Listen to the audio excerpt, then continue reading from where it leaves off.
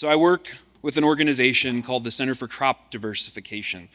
It's had other names across time. At one point it was called the New Crops Opportunities Center. Some of you may remember it by that name. At another point, when the enthusiasm for biofuels was high, it was called something about Center for Biofuels, but the acronym was CADBRIC. And so while Center for Crop Diversification is a mouthful, it's certainly an improvement over CADBRIC, I think. We started out of the tobacco settlement era. So farmers are diversifying out of tobacco or looking to move out of tobacco because of profitability constraints and other things like that. And the goal of the center at that point was to offer quick, easy ways for people to evaluate different crops and different market opportunities that they may want to consider. Since then, we've grown in a variety of ways, including our staffing, which I'll talk about in a second. But a lot of what we focus on now is just generally this wide world of specialty crops. So specialty crops are generally horticultural crops, we think of them. I think of it as fruits, vegetables, ornamentals, plants that aren't those big row crops. Christmas trees, even honey and honeybees is considered sort of a specialty crop by the USDA definition. And so we have a variety of things to offer. I'm going to walk through some of those with you here today. I would just encourage you, this is, when I'm asked to do something like this, I jump at the opportunity, but I can't really cover the hundreds and probably at this point thousands of resources we have all in one go in any sort of depth. I would just encourage you again to visit with our booth, visit with Emily at our booth and get a copy of the website card. If you haven't been to our website before, you can also, if you Google Kentucky broccoli, it will probably take you to our page. But we're going to have a new website before too long, and hopefully everything won't get turned upside down. But for now, that's the best place to go. So I think one of the things that we sometimes don't emphasize enough in the way that we educate and share information out through our universities and other places is that the people are who make these things happen. And so this is our team here. That's me up in the top left, if you can't tell. I work with Emily and Camille and Savannah and Alexis, and some of you may know Tim Woods as well, who's been around this specialty crop world for a while. We all work with varying components of the system. We all support the center and other parts of our agricultural networks. So Camille works some with small value-added dairy producers. Savannah works with the Market Ready program, which is about scaling up to larger scale markets like grocery stores or restaurants and things like that. Alexis is across the departmental lines. She's actually in horticulture. So I'm in ag economics. She's in horticulture and has a background in cut flowers. We have a lot of different resources about cut flowers. It's something that if you're interested in that. And then Emily works a lot with digital marketing, things like social media and video production, can support in ways like that. We are all, you'll notice all of us have this first word of extension in our title, which means that we are here to help serve the producers of the state, to serve and support other technical assistance providers. You heard from K-Card just a while ago. You've heard from USDA programs. We work with KSU.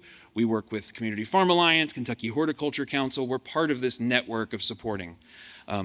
What our unique contributions, I think, to this are can be summarized here. There's a lot behind these little fake Post-it notes in this nice, cute little PowerPoint template. But these are the main three things I think that I'm going to talk about today to make sure you're aware of those. So we do develop a lot of resources. So we have a lot of publications. We have maps. I'm going to talk about some specific examples that you might want to be aware of here in a few minutes. We also, I would say the thing that we're most known for is price reporting. So we offer price reports for Kentucky farmers markets, Kentucky produce auctions. We also share some from our Tennessee partners about their farmers market pricing. And we do this every week throughout the season. I'm going to talk more about that here in a second. And the other thing I think, just to summarize what we're doing is marketing trainings. We've offered these historically through this program called Marketing for All. We have a new version of that I'll talk about here in a little bit. But this is overall what we do, and I'm going to continue hitting this point of the website here. That's the central hub for everything we do. So if you don't listen to anything else that I say, just remember that. You can go and find everything that I'm talking about here today there. So I mentioned price reports are probably the thing that we're most known for. It's by far the thing that's most heavily utilized on our website. We've had, just in Kentucky farmers markets, I think we've had over 100,000 farmers market price reports downloaded since 2016 from our site. In the world of farmers markets, that's pretty huge. We have about 3,000 markets, 3,000 vendors marketing in the state of Kentucky, for instance. The way that we try to encourage people to use these is for them to help them decide what crops they may or may not want to grow. This is, again, back to that central mission of evaluating crops and things that you may or may not want to pursue. We encourage people to use these prices available on our website, posted throughout the year, to determine their potential income from a crop, to see what the going rate is for a crop, and sometimes to evaluate whether or not they're going to grow it at all. I think something that we talk about I would say I'm asked to talk about pricing. How should I price? People are afraid they want to know how to price their products. And the way that I talk about that, just to give the little thumbnail of what is a 45-minute presentation, is that the actual price that you're setting and what the pricing is in the marketplace is only part of the equation. You have to understand your costs to produce, your costs to market, your costs to distribute, in order to overall see if it makes sense, because it could very well be that tomato selling at $2.50 a pound is not anywhere near enough to cover the costs that you have for getting that product to market. And so all that is a way to say, don't look at these price reports and say, Brett said that the price for tomatoes is this. This is just a starting point for you to evaluate whether or not you could potentially make some money doing this. I think it serves as a really great starting point. I'm really proud of we've been collecting farmers market price reports since 2004. I think we've been doing it really well for about 10 years now. There's a publication here in the middle with the carrots on the cover. I'm going to talk more about that, but that's actually an average prices report that we put out that kind of provides a little bit more. It's not just 1 week's worth of prices where you can see what things are going for. It's more of like, okay, over the last 3 years, what have the averages been? How have things been trending, et cetera? I've mentioned these resources. This is another one. So this is called the Hort Biz Quiz. This is an interactive tool that I developed along with the Kentucky Horticulture Council. It is the equivalent, we're coming up on Thanksgiving. I don't know if they still do these anymore, but back in my day, they had BuzzFeed quizzes, and it would be like, answer these 10 questions to figure out what Thanksgiving food you are. Something like that, right? You answer some questions, and it spits out a personality trait for you. This kind of that same thing with potential horticulture crops. So it asks you a series of questions, and then at the end it says, it looks like you have a lot of capital, a little bit of labor, and a little bit of land available to you. It's those three main variables of land, labor, and capital. And then it suggests, here's a few crops that you might want to consider. And so, for instance, here it says, you've got limited to no access to capital, so you don't have much money, but you do have land and you do have labor. You may not want to get into grapes and greenhouses if you don't have much money to spend. The joke with grape growers is, how do you make $1 million growing grapes? You start with $2 million. Well, it's the same way if you don't have much capital available to you, you're probably not going to want to get into some of these enterprises. You might look at something more like sweet potatoes or baby vegetables or something along those lines. So there's 8 different possibilities that you can get based on your responses to this. And so it may give you some ideas about crops that you might want to pursue. It may give you some ideas about things you may want to avoid. We originally started this, I have this bullet point up here of, so I bought a farm. This is a question that a lot of our agents get. We'll have people come in and they say, I just bought 10 acres. What should I do with it? And in the world of agriculture in general and in the world of horticulture, there's a whole lot of different options. And so this is just one other tool that we use along with our other ones to help you just start to focus in a little bit more on what you might want to think about pursuing. Again, it emphasizes these three variables, which are really important: land, labor, and capital. In general, within horticultural crops, it's hard to get away much from labor. There's ones that require less labor, certainly, than others, but that's just something to think about. So after you've taken this HortBiz quiz, or after you have a sense of what you're considering, the next step, I would say, as far as using our resources, would be to move into this world of publications and budgets. I would say if the price reports are the thing that we are most known for or are most heavily utilized, this is probably the core of the work that we do. It's our bread and butter resources. So we have around 150 crop profiles. We have 250-ish total publications on specialty crops and specialty crop markets. So these are, generally speaking, 2 to 6 page publications, very brief, that you can go in and you can quickly see the economic considerations, the production considerations, any other key things that you want to know before you decide whether or not you're going to continue exploring, developing your plan to grow a certain crop or go into a certain market. Again, just going back to that central mission of what we do, we're here to help you evaluate options to potentially pursue diversification. Well, these are little tidbits that it's almost like the Wikipedia article, right? You can go and read it real quick and see, oh, I'm interested in this, or I don't have much land that would work for that, and rule things in, rule things out, and then continue your research. That's what a lot of these publications are for.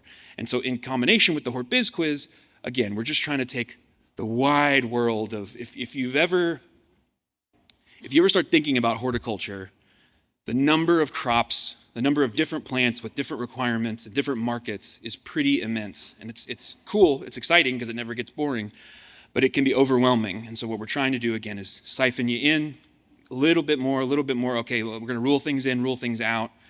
I think our colleagues at K-Card have commiserated with me about we crush a lot of dreams in the process of putting these publications out.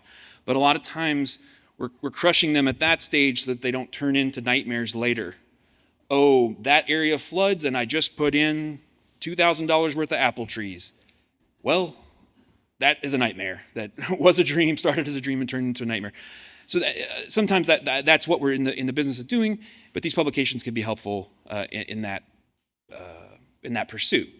The other thing we have here, which is, I guess, technically one of our publications, are our budgets. So these are enterprise budgets. They are available in different formats. So we have them in an Excel format, which is interactive. You can go in and change things within the cells, and it'll put your numbers in, etc. And then we also have print versions of those. And in addition to that, with those versions, we have a large-scale version, which is on a per-acre basis, and a small-scale version. So we used to just have the 1-acre versions, and people would tell us, I'm never going to grow an acre of tomatoes. Your budgets are great, but the per-acre thing is not working for me. And so rather than on a per-acre basis, the small-scale version of the budget is on a 1/10 of an acre, or it's on a 100 row foot. It depends on the crop, what was most appropriate. These are pre-populated with some estimate numbers on what costs might be. Your pest control methods, the nature of the boxes that you use, the price you might get at your market, the cost of local labor, all those things are going to be variable. We put in a best guess number. But just like with the price reports, where I said I don't want you to go forth and say, Brett said they have the correct price for tomatoes posted on their website, it's the same way here with the budgets, where these are just some best guess numbers and it'll get you started, but ultimately the more of your own information you can put into them, the better off you're going to be and the more accurate you're going to be in assessing that. But the way that you can use those is to track your costs and track or project your potential returns, the money that's going to come into your business, and then just sort of use that as a tool to evaluate, do I want to even pursue this? Is it potentially profitable? Or I know in my area, people are never going to pay $3.50 a pound for tomatoes. I know in my area people are never going to pay $3.50 for tomatoes, so I'm just not going to grow those, or I'm going to have to get more efficient, or I'm going to have to grow certain varieties that I know I don't need to apply so much pesticide or whatever. But those budgets they work off of estimates. We call around to lots of different distributors and get prices, and we update those every couple of years. We're probably due to update those again, but they are a nice starting point for just thinking about your business. I know that there was a business planning session that Taryn gave, I think, just before this. This can fit into that business planning projection thing. These are the tools that you can use to do that. So this is one of our resources that I think has gotten a lot of traction and has had a lot of interest. I will say, in the world of extension, we tend to have to be kind of conservative in our recommendations and in our guidelines. So this is why we say the first frost is typically the last frost of the year is typically May 15th, and the first frost of the year is typically October 15th. But as a producer, you might look at that and you may think about pushing things a little bit further one direction or the other. But that's the kind of conservative. This year, October 15th, you were good for a while after that, as far as the first frost goes, in at least where I am. It's the same way here. These ranges are relatively conservative, but they do act as a starting point. A number of years ago, folks were asking us, we have all these high tunnels that are coming onto the scene. We've got the NRCS money to buy a high tunnel to put it up, and we just don't know where and when to plant them.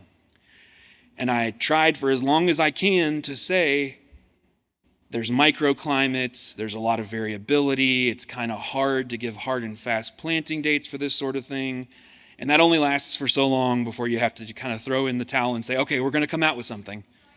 And so we came out with it, and it was about 2 days after we came out with it, I got a call that said, this calendar, my microclimate is different from this, and I can plant earlier than this, or I can plant later than this. And I was like, well, yeah, that was what we were saying. But my point here is, these are general guidelines for when you can think about either direct seeding, there's a color coding and all that. I will say, if you would like a copy of this that is large, it's like 11 by 17 or something like that, you can request those through your local extension office. Something I'll draw your attention to is in the bottom right-hand corner, there's Region 1 there.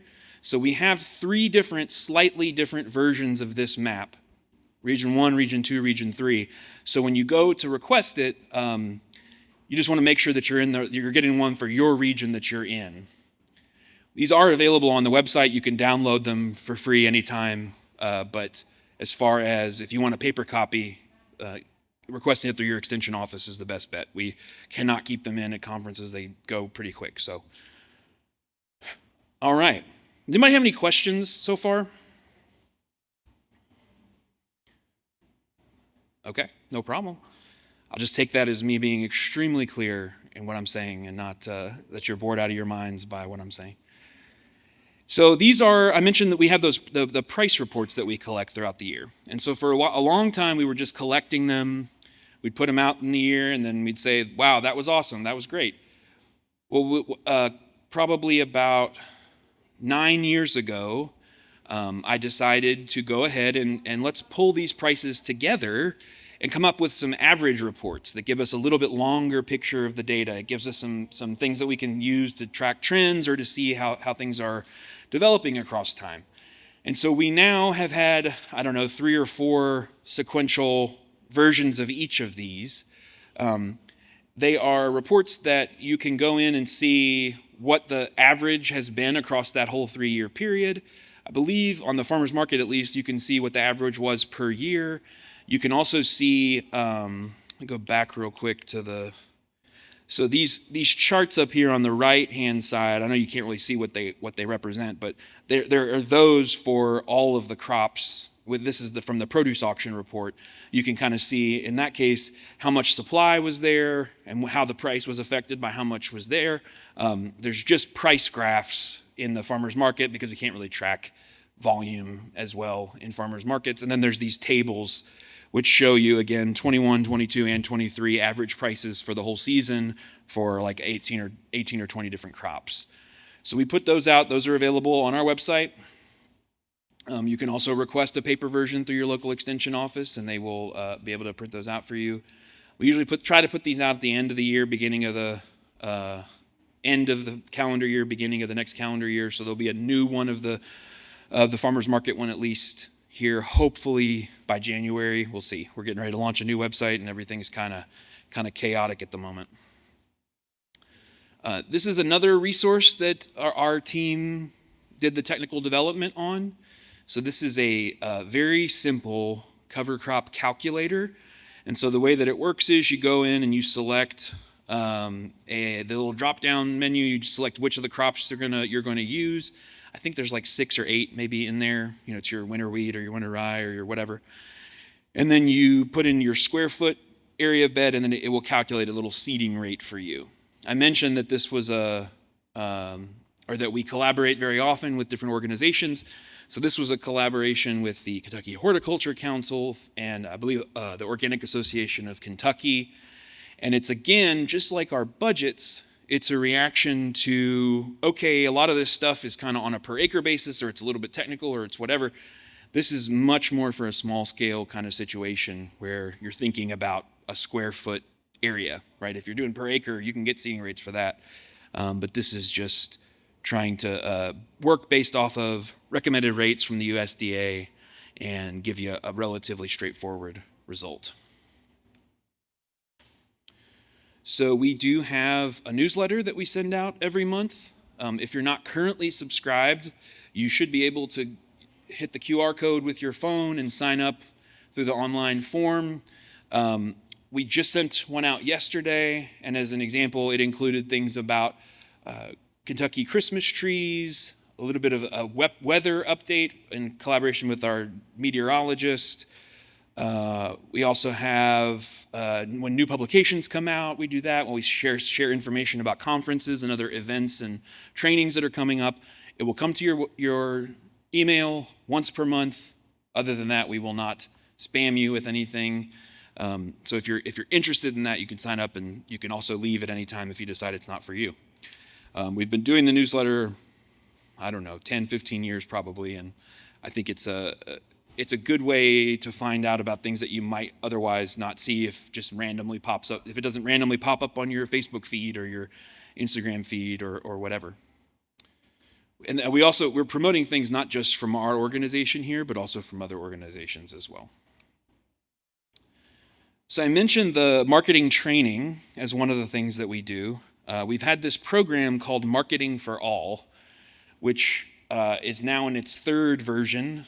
And in the past, we had done these more as like one-off lecture style or sometimes interactive style workshops, mostly through extension offices, but sometimes we've done them as part of this conference before. We've done them as part of Third Thursday before. But it's ultimately it's a 101 and 201 level marketing program. In the 3rd version, we're doing it slightly differently. So before, you could kind of just come and go to one, and it was just a one-off thing, and we would never hear from each other again. This one is different. So it's going to be limited enrollment, so probably like 10 to 12 people per session. And it's 6 weeks, where we do it 6 weeks in a row. And if you sign up, you're supposed to be there for every single session for that 6-week period. We're going to be working off of these different modules, and so I won't read those out to you.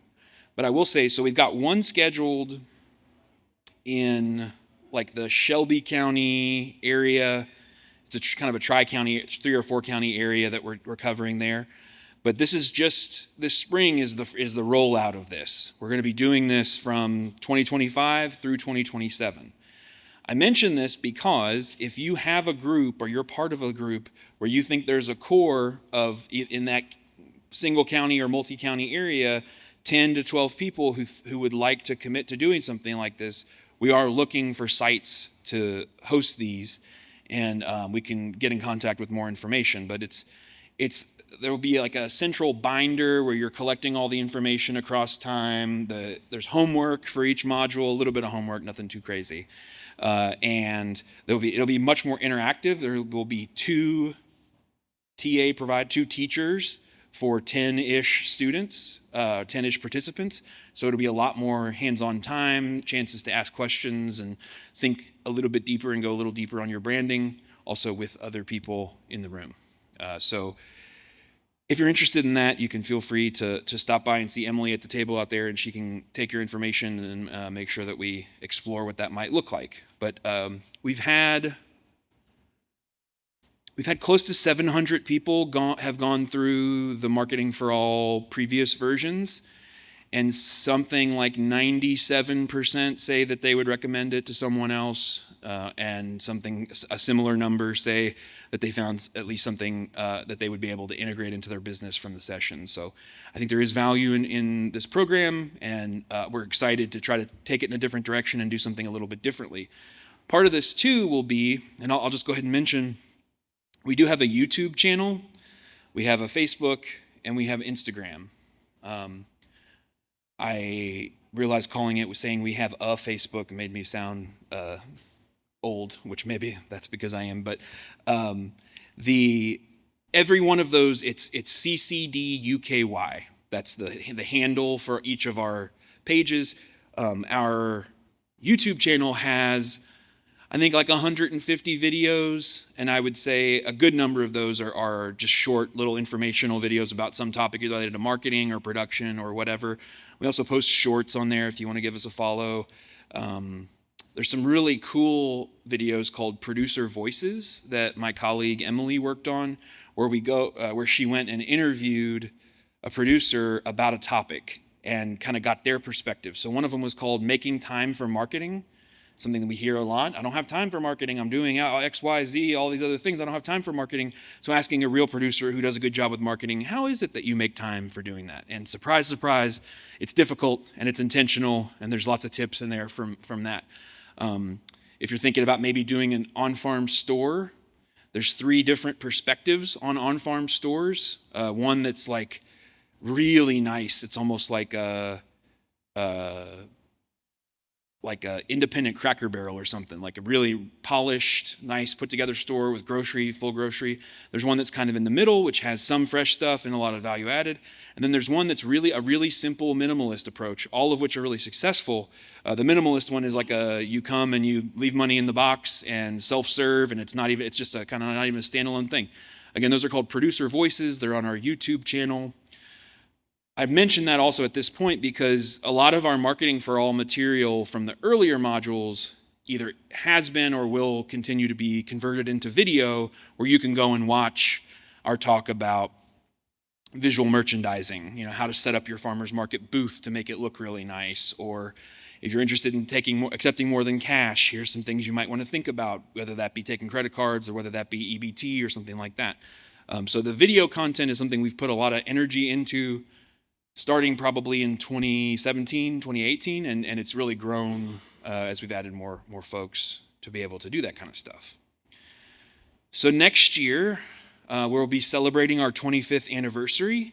I just mentioned this to help hype all the things we're going to be doing. We're going to have some events. We're going to have, on our social media channels, I already mentioned that at CCD UKY on Instagram and on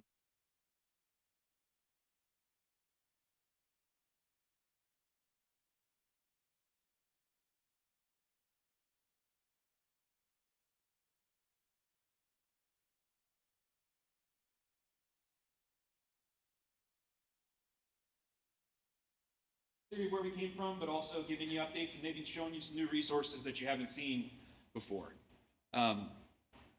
This is a little plea here. So if you are familiar with us already, if you have come across us before, and the things that we offer are useful to you, scan this. It'll take you to a little form where you can drop a testimonial. So we're collecting testimonials as part of that 25th anniversary celebration, and we're going to be putting those into some different promo materials, and it'll be part of the celebration. We're going to make some videos for that as well.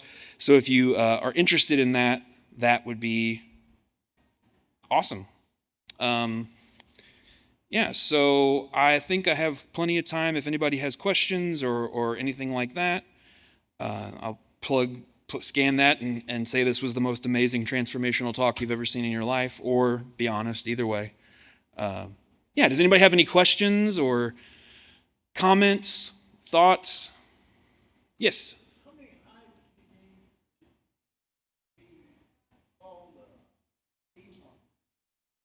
How many hives do you need to be able to?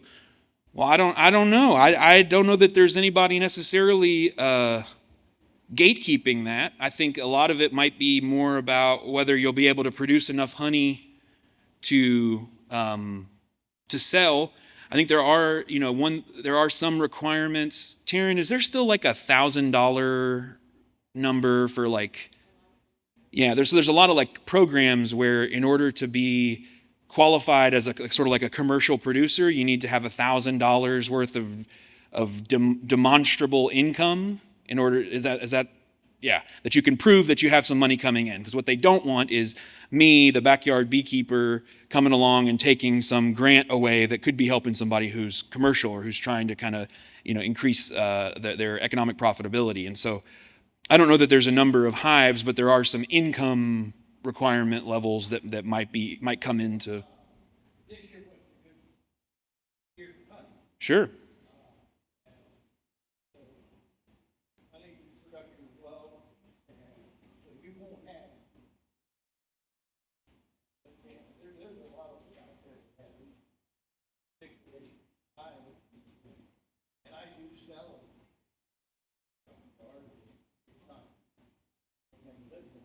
Right. Sure. Right.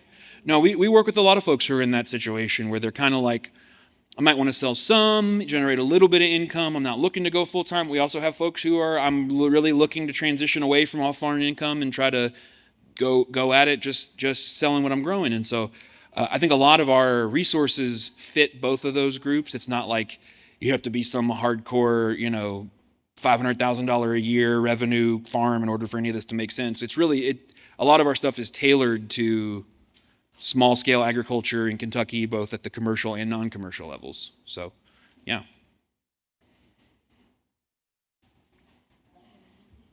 Any other? Yeah.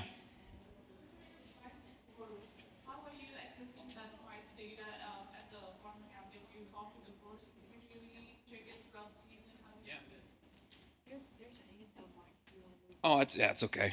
So the question was, how are we accessing the farmers market price report information? And the kind of joking but actually kind of serious is by asking them nicely. So we have price reporters who step up and say, we have seen the value of these reports. We would like to contribute to these reports. And so I have this network of people out in the state who agree that they'll send in prices. And sometimes we have some people who send it in every single week. We have some people who send it in maybe once a month. But all of that contributes. So really, as much as I would love to say that the Center for Crop Diversification makes these price reports happen, really it's the collaborative willingness of agricultural producers and community members in the state that makes those price reports possible. There is some logistics of keeping it organized and sending it out every week and keeping people motivated and recruiting new folks, and that's stuff we all do. But we have reporters at a variety of markets, and I think it depends. So it comes and goes. I think at one point we had, in a given week, maybe 15 markets from across the state report. Other times it's more like at the peak season, it's more like 7 or 8, depending, but we shoot for geographic diversity, and also we don't want all rural markets or all urban markets because there's a real big price difference. And that's one thing I'll mention on the average price reports. Some of that information, we break it out into urban and rural so that you can kind of see that difference. And sometimes the difference isn't as big as you might think, or the way that it works out might surprise you, but just a little teaser if you can't wait to get your hands on that report. It's very exciting prose. But we've talked with folks in other states, and they kind of ask the same question, and we're like, I don't know, we just have really kind, generous people in Kentucky who see the value of coming together and sharing this information. And I think a lot of times our most dedicated reporters are the people who have seen the value of the reports. And so, like, just as an example, one of our reporters has talked about how there have been times where in the past they have a particular crop. And the example that, if you've ever heard me talk about this, you've probably heard my green onion story, but it's just really a good indicator that their growers were selling green onions for $1 a bunch back to who knows how long. And she's a reporter. She turns in the reports, $1 a bunch. And then she saw that everywhere across the state, at a minimum, was selling them for $2 a bunch. And her group, hesitant to change, no. Well, she says, look, we're giving away these green onions. Let's just try it. They all decided to charge $2 a bunch for their green onions. They sold out, made twice as much money off of that particular crop. Now, is the green onion market huge in that particular county? No. But it's an example where you can use some data to have a conversation and try to increase a little bit of revenue. And the reality is, a lot of times consumers won't blink twice at a price increase like that, because it's in general, the thing that I tend to see in general is that the folks in Kentucky at farmers markets and other direct markets tend to undercharge for their product. And there's sometimes a hesitance to change. And so that to me is one of those ways that the price reports can be helpful and the budgets can be helpful, to just have that conversation among them. And she's one of our best price reporters, because I think she saw, like, oh, okay, cool, this makes sense.